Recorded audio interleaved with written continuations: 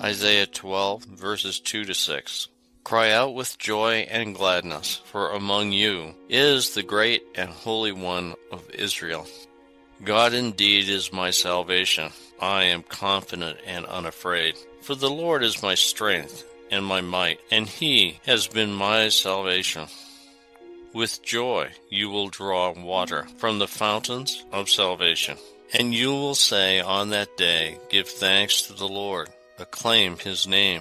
Among the nations make known his deeds, proclaiming how exalted is his name. Sing praises to the Lord, for he has done glorious things. Let this be known throughout all the earth. Shout with exultation, city Zion, for great in your midst is the Holy One of Israel.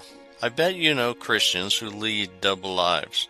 Isaiah knew these same kinds of people, the nation of Israel, and he shared God's hatred for the spiritual compromises they made. Isaiah challenged them to come together as a nation and love God with their whole hearts by demonstrating God's love and righteousness in their daily lives.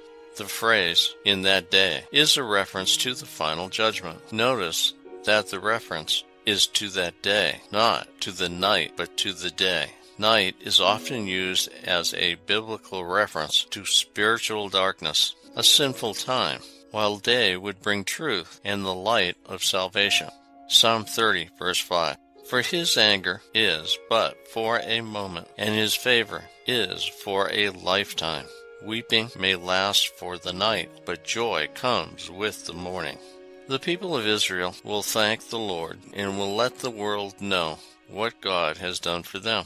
In so doing, people everywhere will know of God's goodness and that he always keeps his promises.